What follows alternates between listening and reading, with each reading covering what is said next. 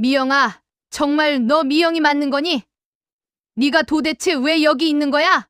비에 젖어 무릎을 꿇고 있는 여자의 절규에 저는 그만 주저앉고 말았습니다. 10년 동안 단 한 번도 들어보지 못했던 목소리, 10년 동안 보고 싶으면서도 미워했던 그 얼굴이 제 앞에 있었거든요. 파르르 떨리는 입술로 제 이름을 부르며 편지를 내미는 그 사람은 다름 아닌 제 옛 며느리 미영이었습니다. 밤 9시가 넘은 시간이었어요. 부슬부슬 내리는 가을비가 골목길을 적시고 가로등 불빛이 빗방울에 반사되어 흐릿하게 번지고 있었습니다. 평소처럼 과일 가게 하루 정리를 마치고 뒷문으로 나와 집으로 올라가려던 참이었죠. 계단을 오르는데 현관 앞에서 누군가 웅크리고 앉아있는 모습이 어렴풋이 보였어요. 누구세요? 이런 밤늦은 시간에 남의 집 앞에서 뭘 하고 계시는 거예요? 조심스럽게 다가가면서 말을 걸었는데 그 사람이 천천히 고개를 들어 제 쪽을 바라보는 순간 저는 숨이 턱 막혔습니다. 10년이라는 세월이 흘렀지만 분명히 제가 아는 얼굴이었거든요. 주름이 깊어지고 야위어진 얼굴이었지만 그 눈빛만큼은 예전과 똑같았어요. 미영아, 정말 네가 맞니? 내가 도대체 여기서 뭘 하고 있는 거야? 제 입에서 나온 목소리는 제가 들어도 낯설 정도로 떨리고 격양되어 있었습니다. 10년 동안 한 번도 보지 못했던 며느리가 갑자기 나타났으니 당황스러울 수밖에 없었어요.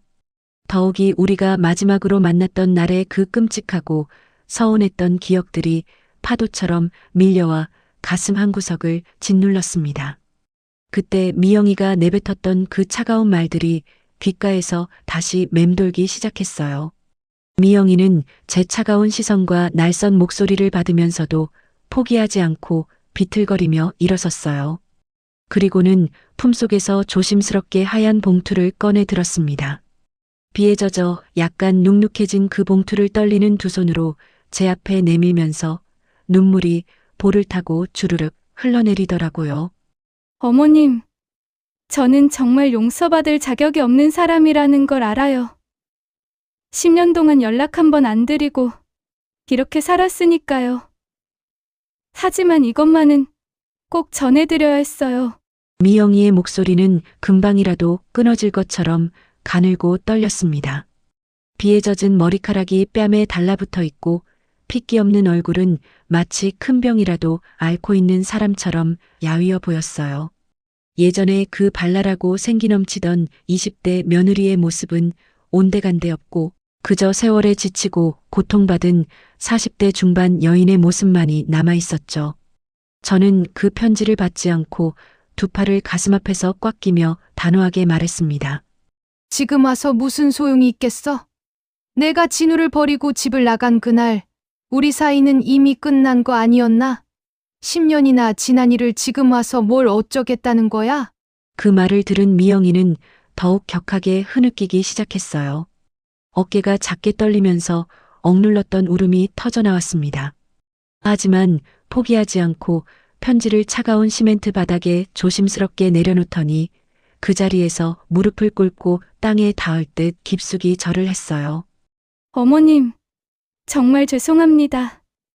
하지만 진우 오빠가 마지막에 정말 하고 싶었던 말이 이 편지에 담겨 있어요. 오빠가 사고 나기 전날 밤 저한테 하려던 말이요. 제발 한 번만 읽어봐 주세요. 그 순간 저는 직감적으로 알 수 있었습니다. 이 편지를 열어보는 순간 제가 10년 동안 굳게 믿고 살아온 모든 것들이 송두리째 흔들릴지도 모른다는 것을요. 하지만 동시에 피할 수 없는 운명이라는 생각도 들었어요. 안녕하세요. 저는 올해 71살이 된 이순자라고 합니다. 서울 변두리 작은 동네에서 30년째 과일 가게를 운영하고 있어요. 남편을 일찍 여의고 혼자서 아들 하나 키우느라 정말 힘들게 살았는데 그 아들마저 10년 전에 교통사고로 잃고 나니 이제는 정말 혼자가 되었거든요. 미영이가 사라진 뒤 저는 떨리는 손으로 그 편지를 주워들었습니다. 젖은 봉투를 꼭 쥐고 현관문을 열어 집 안으로 들어섰어요. 2층짜리 작은 건물인데 1층은 과일 가게고 2층이 제가 사는 집이거든요. 좁은 계단을 올라가면서도 가슴이 두근두근 뛰어서 숨이 차더라고요. 거실에 들어서자마자 제일 먼저 눈에 들어온 건 벽에 걸린 진우의 사진이었어요.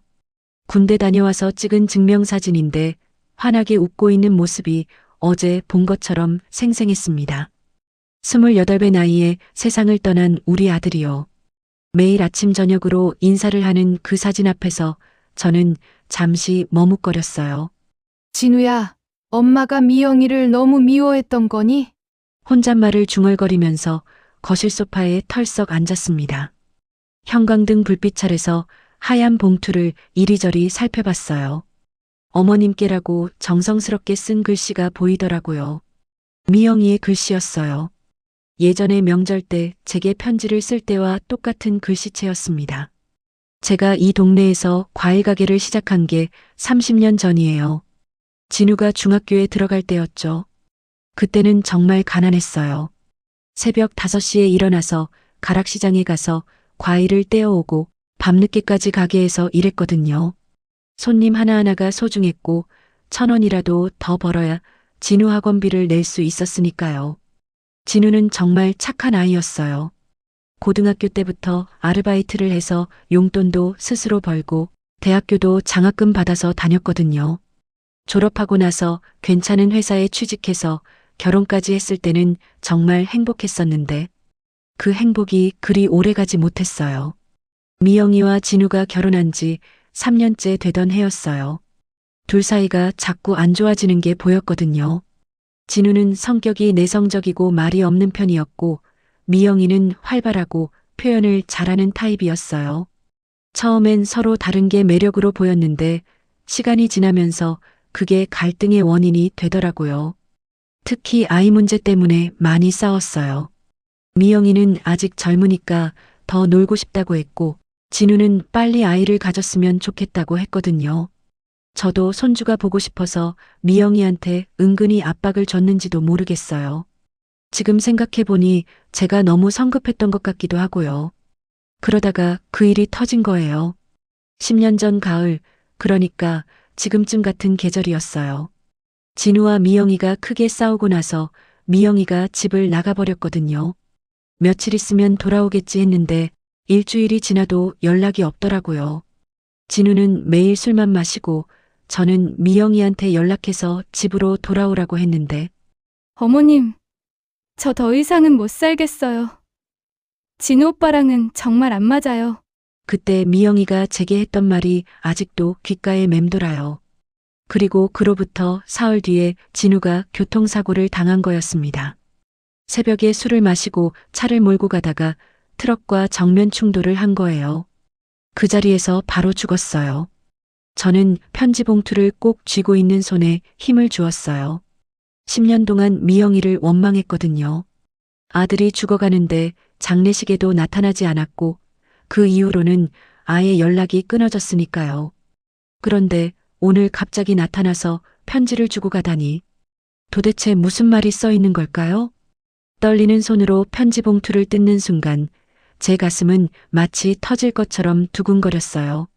10년 동안 궁금했지만 차마 물어볼 수 없었던 그 진실이 이 종이 한 장에 담겨 있다는 생각에 숨이 막혔거든요.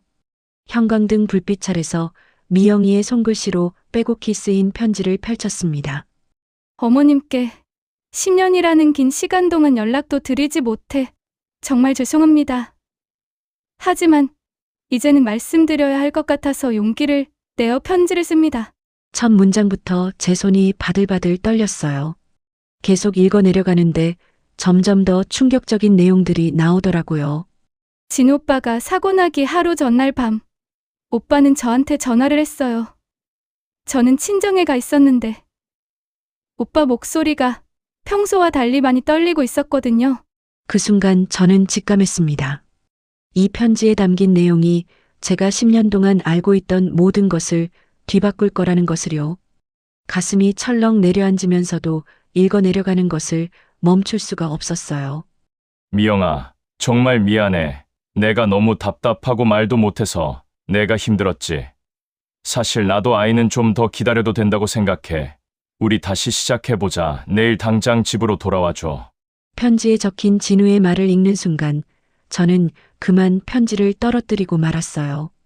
10년 전 그날 밤에 그런 일이 있었다는 걸 전혀 몰랐거든요. 진우가 미영이한테 전화를 걸어서 화해하려고 했다니. 제가 알고 있던 건 둘이 크게 싸우고 미영이가 집을 나갔다는 것뿐이었는데요. 바닥에 떨어진 편지를 다시 주워들고 떨리는 목소리로 혼잣말을 했어요. 그럼 진우가 화해하려고 했다는 말이야? 편지는 더 충격적인 내용으로 이어졌습니다. 하지만 저는 그때 너무 화가 나 있어서 오빠 말을 듣지 않았어요. 오빠가 사과하는데도 저는 차갑게 대답했어요. 다시는 연락하지 말라고. 정말 끝내자고 말해버렸거든요. 그게 오빠와 나눈 마지막 대화였어요. 눈물이 주르륵 흘러내렸습니다. 10년 동안 미영이가 냉정하게 아들을 버리고 떠났다고 생각했는데 사실은 진우가 먼저 화해하려고 했던 거였어요. 그런데 미영이가 그 마음을 받아주지 않았고 진우는 상처받은 채로 다음날 사고를 당한 거였죠. 어머님, 진우 오빠는 착한 사람이었어요. 마지막까지 저를 이해해 주려고 했고 화해하려고 했어요. 오빠가 술을 마시고 운전한 것도 저 때문이에요. 제가 차갑게 거절했으니까. 오빠가 얼마나 상심했겠어요. 편지를 읽으면서 제 가슴은 찢어질 것처럼 아팠어요. 진우가 마지막 순간까지 미영이를 사랑했다는 걸, 화해하려고 노력했다는 걸 이제야 알게 된 거죠. 그리고 미영이 역시 그 일로 10년 동안 자책하며 살아왔다는 것도요. 진우야, 엄마가 몰랐구나. 내가 그렇게 노력했는데. 진우의 사진을 바라보며 눈물을 흘렸어요. 10년 동안 미영이만 원망했는데 사실은 두 사람 다 힘들었던 거였어요. 특히 진우는 마지막까지 가정을 지키려고 애썼던 거고요. 편지는 마지막 부분에서 더욱 절절한 내용으로 마무리되었습니다. 어머님, 저는 이제 많이 아파요. 시간이 얼마 남지 않았어요. 죽기 전에 꼭 말씀드리고 싶었어요. 진우 오빠는 정말 좋은 사람이었고 저를 끝까지 사랑해준 사람이었다고요. 편지를 다 읽고 나니 가슴이 터질 것처럼 답답했어요. 10년 동안 제가 알고 있던 모든 것이 진실이 아니었다는 충격에 한동안 아무것도 할 수가 없었거든요. 하지만 시간이 지나면서 한 가지 확실해진 게 있었어요. 미영이의 말이 정말인지 그날 밤에 무슨 일이 있었는지 제대로 알아봐야겠다는 생각이었죠. 다음 날 아침 저는 과일 가게 문을 열지 않고 곧바로 진우의 친구 성우를 찾아갔습니다. 성우는 진우와 대학 동기였고 결혼식 때 주례까지 서준 사이거든요. 진우가 죽고 나서도 가끔 안부를 묻곤 했는데 요즘엔 연락이 뜸했어요. 성우가 사는 아파트에 도착해서 초인종을 눌렀습니다. 잠시 후 문이 열리면서 성우가 깜짝 놀란 표정으로 저를 맞았어요. 어머님, 이렇게 갑자기 웬일이세요? 혹시 무슨 일 있으신 거예요? 성우야, 미안하다. 갑자기 찾아와서. 그런데 너한테 꼭 물어볼 게 있어서 왔어. 성우는 저를 거실로 안내하면서 차를 끓여주었어요. 마주 앉아서 차를 마시는데 성우의 얼굴에는 뭔가 불안한 기색이 역력했어요. 마치 제가 왜 왔는지 짐작하고 있는 것 같더라고요. 성우야, 진우가 죽기 전에 미영이한테 전화했다는 거 알고 있었니? 그 말을 듣자마자 성우의 표정이 확 어두워졌어요. 차잔을 들고 있던 손이 미세하게 떨리는 게 보였거든요. 어머님, 그걸 어떻게 아셨어요? 그럼 너는 알고 있었다는 말이야? 왜 그때 나한테 말하지 않았어? 성우는 한참 동안 말을 못하고 머뭇거렸어요. 그러다가 깊은 한숨을 쉬며 입을 열었습니다. 어머님, 사실 진우가 사고 나기 전날 저한테도 전화했었어요. 새벽 2시쯤 술에 취한 목소리로 미영이한테 전화했는데 차갑게 거절당했다고 하더라고요. 그 말을 듣는 순간 제 가슴이 쿵하고 내려앉았어요. 진우가 성우한테도 그 이야기를 했다는 건 정말로 미영이의 편지 내용이 사실이라는 뜻이었거든요. 그때 진우가 뭐라고 했는데? 진우가 자기가 너무 답답한 사람이라서 미영이가 떠났다고 하면서 많이 자책하고 있었어요. 그래서 제가 아침에 술 깨면 다시 연락해보라고, 미영이도 화가 풀리면 마음이 바뀔 거라고 했거든요. 성호의 목소리가 점점 작아졌어요. 10년 전 그날 밤의 기억이 생생히 떠오르는 모양이었죠. 그런데 다음날 오후에 사고 소식을 들었어요. 진우가 새벽에 술을 마시고 운전하다가 그때 제가 말렸어야 했는데 차라리 진우 집에 가서 같이 있었어야 했는데 성호도 눈물을 글썽이며 자책하고 있었어요. 저는 성호의 어깨를 토닥이며 말했습니다. 성호야, 내 잘못이 아니야. 아무도 그런 일이 일어날 줄 몰랐잖니. 하지만 제 마음속으로는 또 다른 의문이 생겼어요. 진우가 그렇게 미영이와 화해하고 싶어 했다면 왜 미영이는 그 마음을 받아주지 않았을까요? 그리고 10년이 지난 지금에서야 왜 진실을 말하는 걸까요? 성호의 집을 나와서 저는 진우가 다녔던 회사 동료인 준석이도 찾아갔어요. 준석이는 진우와 가장 가까웠던 후배였거든요. 준석이를 만나서 물어보니 더 자세한 이야기를 들을 수 있었어요. 어머님, 형이 마지막 주에 정말 힘들어했어요. 형수님과 헤어지게 된 것 때문에 자기가 너무 무능하다고, 남편으로서 자격이 없다고 계속 자책하고 계셨거든요. 그래? 우리 진우가 그랬다고? 네, 그래서 저희가 형한테 다시 잘해보라고, 시간이 지나면 형수님도 마음이 바뀔 거라고 했는데 형이 마지막까지 화해하려고 노력했던 것 같아요. 준석이의 말을 들으니 진우의 마지막 마음이 더욱 안타깝게 느껴졌어요. 아들이 그렇게 애쓰고 있었는데 저는 전혀 몰랐던 거죠. 오히려 미영이한테만 화만 내고 원망했으니까요. 그날 저녁 집으로 돌아와서 저는 미영이의 편지를 다시 읽었어요. 이제는 그 편지의 무게가 다르게 느껴졌거든요. 10년 동안 혼자 짊어지고 살아온 미영이의 죄책감과 아픔이 고스란히 전해져 왔어요. 진우의 친구들로부터 진실을 확인한 뒤 저는 미영이를 꼭 다시 만나야겠다는 생각이 들었어요. 그 아이가 10년 동안 얼마나 힘들게 살았을지, 그리고 편지에서 말한 병이 얼마나 심각한 건지 직접 확인하고 싶었거든요. 하지만 문제는 미영이를 어떻게 찾느냐는 거였어요. 그로부터 사흘 후 저는 미영이가 예전에 살던 아파트를 찾아갔습니다. 10년 전 진우와 신혼살림을 차렸던 그곳이요. 혹시 아직도 그곳에 살고 있거나 적어도 이사간 곳을 알 수 있을까 싶어서요. 아파트 관리사무소에 들어가서 직원에게 물어봤어요. 실례합니다. 10년 전에 여기 203호에 살던 김미영이라는 사람 혹시 어디로 이사 갔는지 아세요?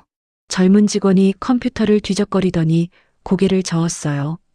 죄송합니다. 개인정보라서 알려드릴 수가 없네요. 그리고 10년 전이면 저희 기록에도 남아있지 않을 거예요. 제가 그 사람 시어머니인데도 안 되나요? 정말 급한 일이 있어서. 어르신, 아무리 가족이라고 해도 본인 동의 없이는 개인정보를 알려드릴 수가 없습니다. 결국 그곳에서는 아무런 소득 없이 돌아와야 했어요. 그 다음엔 미영이의 친정을 찾아가 봤습니다. 결혼 전에 몇 번 가본 적이 있어서 주소를 기억하고 있었거든요. 미영이의 어머니인 장인어른을 만났는데 그분의 반응은 예상과 달랐어요. 아이고, 사돈 어르신 어떻게 오셨어요? 미영이 일로 오신 거죠? 네, 맞습니다. 미영이가 어디 있는지 좀 알려주실 수 있을까요? 그런데 장인어른의 표정이 갑자기 어두워지더라고요. 사실은 저희도 미영이와 연락이 잘 안 돼요. 가끔 안부 전화는 오는데 어디서 사는지는 말해주지 않거든요. 아마 진우일로 아직도 마음이 힘든 모양이에요. 그럼 전화번호라도 알 수 있을까요? 그것도 미영이가 번호를 바꿔서 저희한테만 알려줬거든요. 다른 사람한테는 절대 알려주지 말라고 했어요. 장인어른도 딸의 부탁 때문에 난처해하는 기색이 역력했어요. 저는 미영이가 편지에서 말한 병 이야기를 꺼내봤습니다. 사실 미영이가 편지를 보냈는데 많이 아프다고 하더라고요. 시간이 얼마 남지 않았다고. 그 말을 듣자 장인어른의 얼굴이 순식간에 창백해졌어요. 네, 그런 말을 했다고요. 아니, 미영이가 아프다는 건 알고 있었지만 그 정도로 심각한 줄은 저희도 몰랐어요. 그럼 정말 많이 아픈 건가요? 작년부터 계속 병원에 다니고 있다고는 했는데 정확히 뭐가 아픈지는 말해주지 않아서 모르겠어요. 어떻게 이런 일이... 장인어른도 딸의 상태를 제대로 모르고 계신 것 같았어요. 미영이가 가족들에게도 자세한 상황을 알리지 않고 혼자 견디고 있었던 거죠. 그날 저녁 집에 돌아와서 동네 사람들에게 물어보기도 했어요. 혹시 미영이를 본 사람이 있을까 싶어서요. 과일 가게 단골 손님인 김할머니한테 조심스럽게 물어봤거든요. 할머니, 혹시 10년 전에 우리 진우 며느리 기억하세요? 키 작고 얼굴 동그란. 아, 그 예쁜 며느리 말하는 거야? 그런데 그 아이가 왜? 요즘도 가끔 보이나? 할머니는 고개를 저으며 말했어요. 그 아이 참 안 됐지. 남편 잃고 얼마나 힘들었을까. 그런데 왜 장례식에도 안 왔는지 모르겠더라고. 사람들이 수군수군 하던데. 그 말을 들으니 가슴이 답답해졌어요. 동네 사람들도 미영이에 대해 좋지 않게 생각하고 있었던 거죠. 10년 동안 저도 그렇게 생각하며 살아왔고요. 며칠을 이렇게 헤매다가 저는 다른 방법을 생각해 봤어요. 미영이가 다녔던 직장이나 친구들을 통해서 찾아볼 수도 있을 거라고요. 하지만 10년이라는 시간이 너무 길었어요. 사람들 기억도 희미해졌고 연락처도 다 바뀌었더라고요. 그렇게 일주일이 지나갔는데도 미영이의 행방은 알 수 없었어요. 점점 조급해지고 불안해졌죠. 편지에서 시간이 얼마 남지 않았다고 했는데 이렇게 시간만 보내고 있어도 되는 건지 걱정이 되었거든요. 하지만 더 큰 문제는 제 자신과의 싸움이었어요. 정말 미영이를 만나서 뭘 어쩌겠다는 건지, 10년 동안 원망했던 마음을 그렇게 쉽게 버릴 수 있는 건지, 그렇게 미영이를 찾아 헤매던지 열흘째 되던 날이었어요. 오후 5시쯤 과일 가게에서 장사를 하고 있는데 어린 여자아이 하나가 가게 앞에서 한참 동안 망설이며 서성이는 게 보였거든요. 아이는 몇 번이나 가게 쪽으로 다가왔다가 다시 물러서기를 반복했어요. 마치 무슨 큰 결심을 해야 하는 것처럼 보였죠. 드디어 아이가 용기를 내어 가게 안으로 들어왔어요. 12살 정도로 보이는 여자아이였는데 얼굴을 자세히 보니 어디서 본 듯한 느낌이 들었거든요. 특히 그 맑은 눈빛이 누군가를 닮아 있다는 생각이 들었어요. 아이는 떨리는 목소리로 제 이름을 물어봤고 자신이 김지연이라고 소개했습니다. 그 순간 제 머릿속이 하얗게 변했어요. 김지연. 진우의 성을 가진 아이라는 얘기였거든요. 아이는 엄마가 김미영이고 아빠가 김진우라고 말했어요. 가게 앞 모든 소리가 멈춘 것 같았어요. 제 앞에 서 있는 이 아이가 바로 제 손녀라는 뜻이었으니까요. 10년 동안 존재조차 몰랐던 손녀가 이렇게 갑자기 나타났다는 충격에 다리에 힘이 빠져 의자에 털썩 앉고 말았어요. 지연이는 가방에서 미영이가 쓴 급한 글씨체의 짧은 메모를 꺼내 건네주었습니다. 떨리는 손으로 메모를 받아 읽어봤는데 내용은 간단했지만 충격적이었어요. 어머님, 지연이를 부탁드립니다. 제가 더 이상 버틸 수 없을 것 같아요. 아이만은 꼭 잘 부탁드려요. 그 짧은 메모를 읽는 순간 온몸이 얼어붙는 것 같았어요. 미영이가 정말로 심각한 상태라는 걸 실감한 거죠. 지연이는 엄마가 서울 대병원에 입원해 있다고 말했고 시간이 얼마 남지 않았다는 이야기도 전해주었어요. 아이에게서 더 자세한 이야기를 들어보니 상황이 더욱 절망적이었어요. 지연이는 지금까지 미영이와 단둘이 살아왔다고 했어요. 미영이는 아이에게 아빠는 하늘나라에 계시고 할머니는 지연이를 싫어하셔서 만날 수 없다고 말했다고 하더라고요. 그 말을 듣는 순간 제 눈에서 눈물이 주르륵 흘러내렸어요. 미영이가 제가 손녀를 싫어한다고 생각하고 있었다니. 10년 동안 이런 예쁜 손녀가 있는 줄도 모르고 살았다니. 만약 알았다면 진작에 데려와서 함께 살았을 텐데 말이에요. 저는 아이를 꼭 끌어안고 한참을 울었어요. 10년 동안 놓친 시간들이 얼마나 아까운지, 그리고 지금이라도 만날 수 있게 된 게 얼마나 다행인지 모를 일이었거든요. 지연이는 처음엔 당황하더니 제 품에 안겨 조용히 있어 주었어요. 하지만 동시에 절망적인 생각도 들었어요.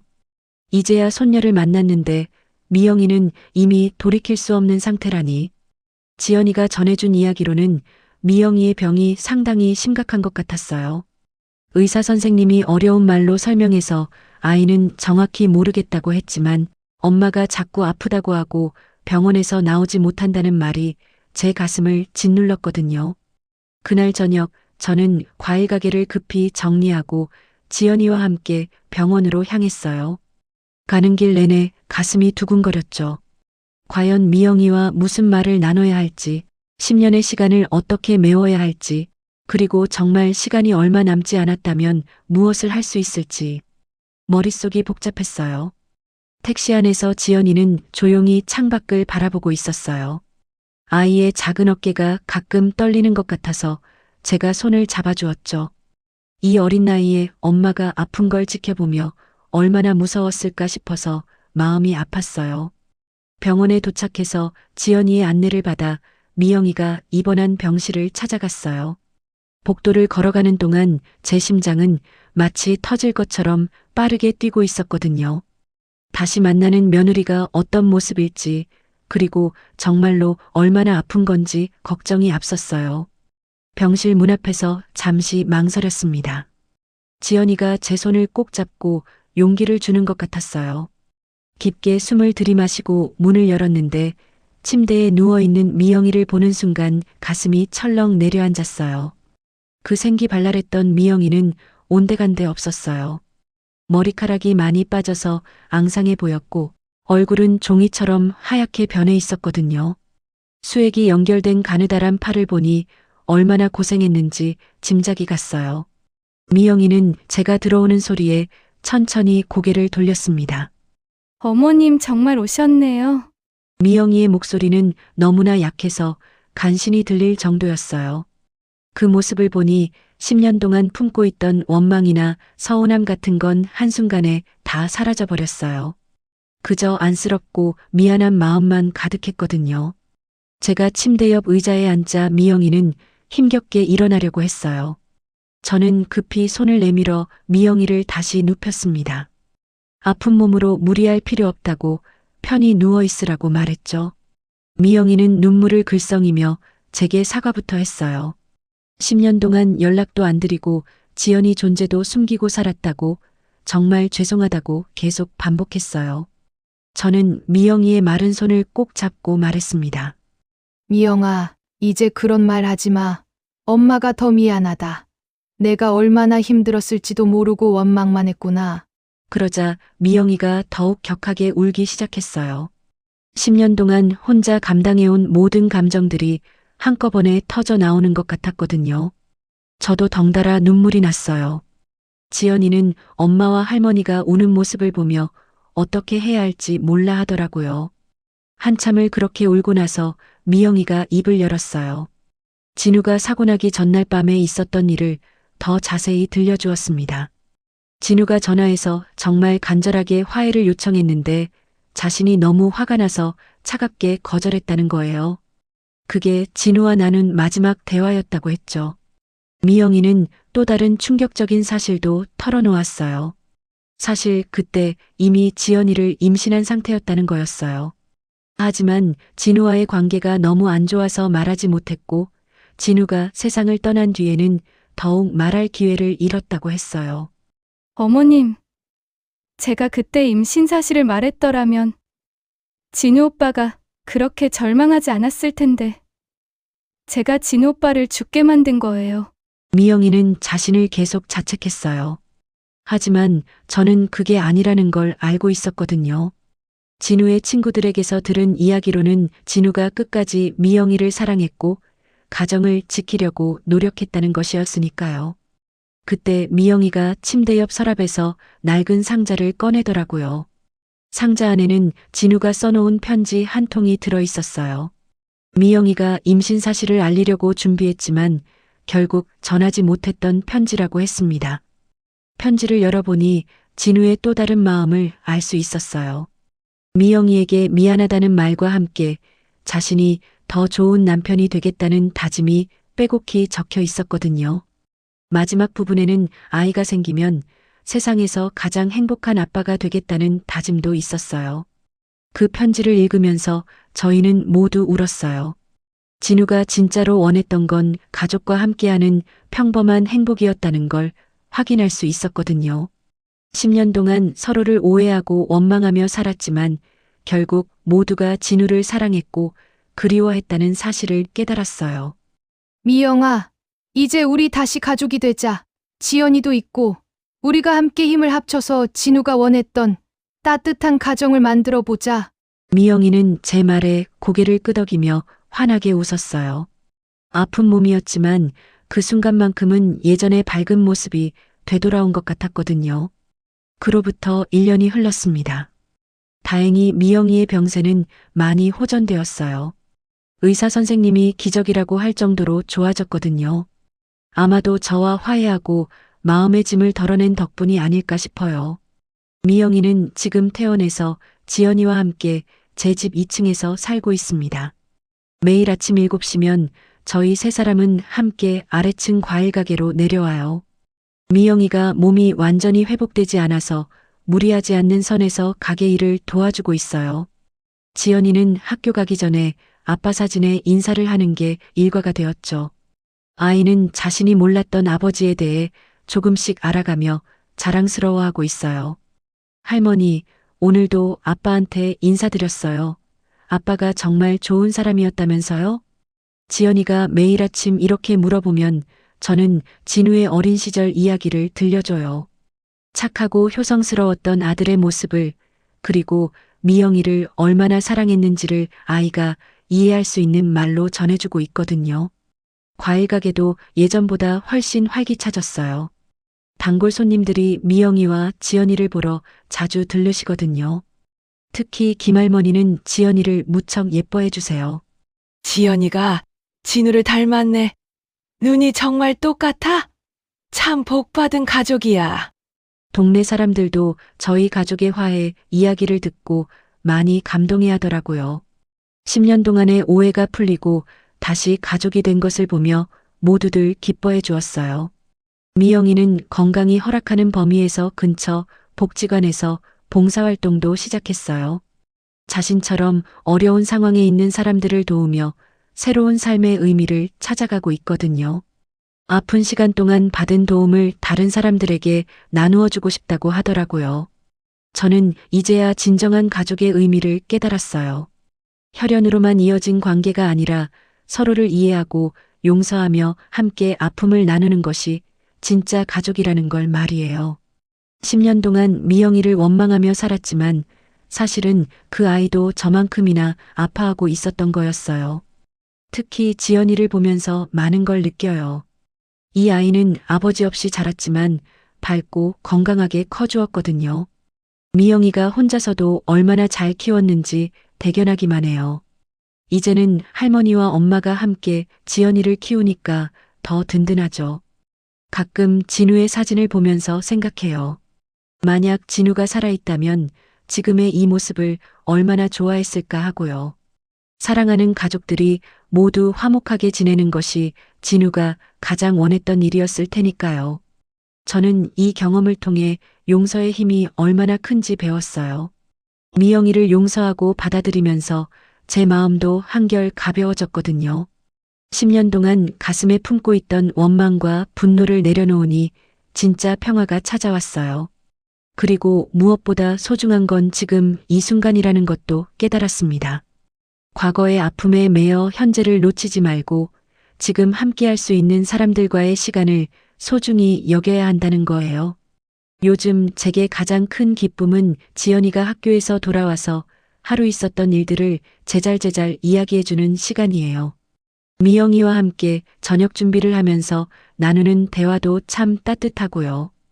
혹시 이 이야기를 들으시는 분들 중에서도 가족과의 관계 때문에 힘들어하는 분이 계시다면 용기를 내어 먼저 다가가 보시길 바라요.